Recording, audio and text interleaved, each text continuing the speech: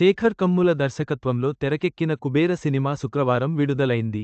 ధనుష్, నాగార్జున, రష్మిక నటించిన ఈ సినిమాకు మిశ్రమ స్పందన వస్తుంది. సినిమా బ్రేక్ ఈవెన్ అవ్వాలంటే ఎంత వసూలు చేయాలో తెలుసుకుందాం.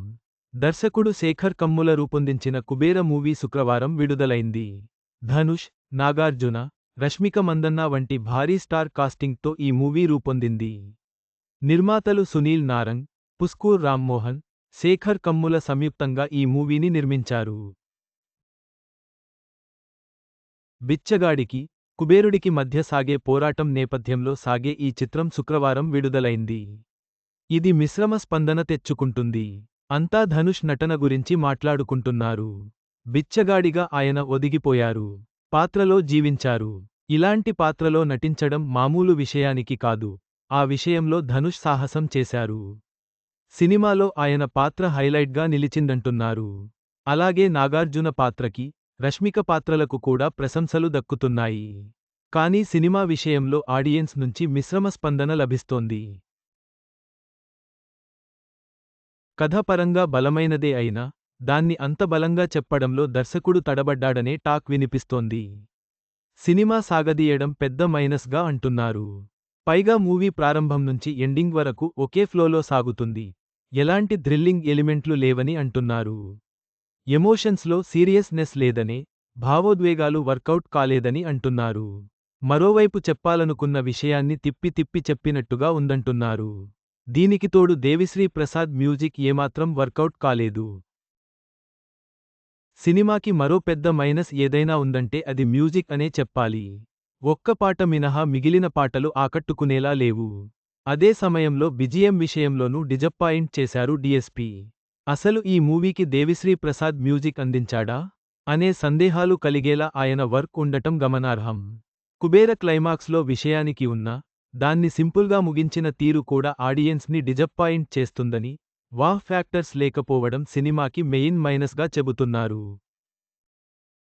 చాలా సన్నివేశాలు లాజికల్గా కన్క్లూజన్ లేదు. సరైన క్లారిటీ లేదనే విమర్శలు వస్తున్నాయి. ఇవన్నీ మైనస్గా ఆడియన్స్ నుంచి వినిపిస్తుంది. అయితే ఆర్టిస్ట్ల నటన, టెక్నికల్గా బాగుండటం సినిమాకి ప్లస్గా చెప్పొచ్చు. ఇప్పుడు కథలో విషయానికి లేకపోతే, ఆడియన్స్కి కనెక్ట్ అయ్యేలా లేకపోతే, వాళ్లు ఎంటర్టైన్ అయ్యేలా లేకపోతే ఎంత పెద్ద స్టార్ కాస్టింగ్ ఉన్నా వృధా ప్రయాస అనే చెప్పాలి. ఇటీవల చాలా సినిమాల ఫలితాలు అదే విషయాన్ని వెల్లడిస్తున్నాయి. కుబేర విషయంలోనూ ఏం జరుగుతుందా అనేది మున్ముందు తేలనుంది. కాకపోతే భారీ స్టార్ కాస్ట్ కావడంతో ఓపెనింగ్స్ బాగానే ఉండే ఛాన్స్ ఉంది. మొదటి రోజుకి తిరుగులేదు. ఆ తర్వాత ఏమేరకు నిలబడుతుందో చూడాలి. ఇదిలా ఉంటే ఈ మూవీకి బిజినెస్కి సంబంధించిన లెక్కలు ఇప్పుడు ఆశ్చర్యపరుస్తున్నాయి. సినిమాని భారీ రేట్కే అమ్మేసినట్టు తెలుస్తోంది. ఈ మూవీకి ప్రపంచవ్యాప్తంగా రూ. 58.9 కోట్ల థియేట్రికల్ బిజినెస్ అయిందని తెలుస్తుంది. అంటే ఈ మూవీ బ్రేక్ ఈవెన్ కావాలంటే సుమారు రూ. 120 కోట్ల గ్రాస్ కలెక్షన్లు రావాలి. ఇక ఏరియా వైడ్గా థియేట్రికల్ బిజినెస్ చూస్తే నైజాంలో 12 కోట్ల రూపాయలు, సీడెడ్లో 4 కోట్లు, ఉత్తరాంధ్ర 4 కోట్లు, ఈస్ట్ గోదావరి రూ. 2 కోట్లు, వెస్ట్ గోదావరి 2 కోట్లు, కృష్ణా రూ. అర్ధరాత్రి 2:05 కోట్లు, నెల్లూరు రూ. 2 కోట్ల బిజినెస్ అయిందట.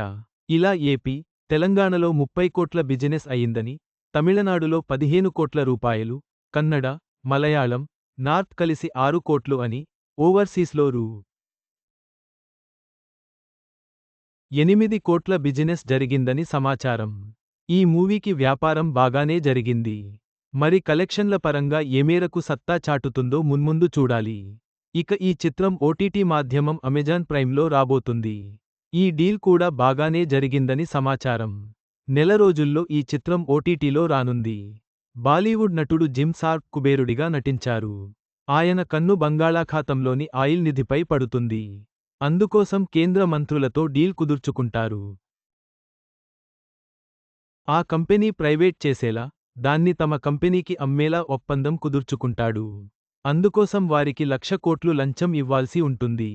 ఇందులో 50,000 కోట్లు బ్లాక్లో, 50,000 కోట్లు వైట్లో ఇవ్వాల్సింది. ఈ మనీ లావాదేవీలకు బినామీలను సృష్టించాలి. హవాలా కంపెనీలను ఓపెన్ చేసి వాటి ద్వారా డబ్బుని విదేశాలకు పంపించి, అట్నుంచి ఇండియాకి తీసుకురావాలనేది ప్లాన్.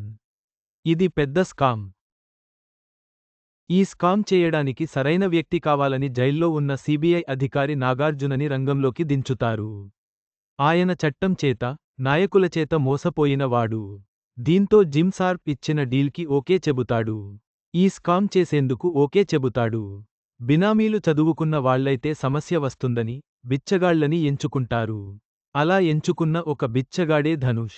మనీ లావాదేవీలు జరిగే క్రమంలో ఒక పొరపాటు జరుగుతుంది. ధనుష్ పేరుతో జరగాల్సిన ట్రాన్సాక్షన్ ఫెయిల్ అవుతుంది. అతను వారి నుంచి పారిపోతాడు. మరి అతన్ని పట్టుకోవడం కోసం పడే నాగార్జునతో పాటు బిజినెస్ మ్యాన్ మనుషులు సెట్ చేస్తారు. ధనుష్ దొరికాడా? ఈ స్కామ్ సాఫీగా సాగిందా? ధనుష్ ఇచ్చిన ట్విస్టేంటి? అనేది మిగిలిన కథ. మొత్తం మీద కుబేర సినిమాకు మిశ్రమ స్పందన లభించింది.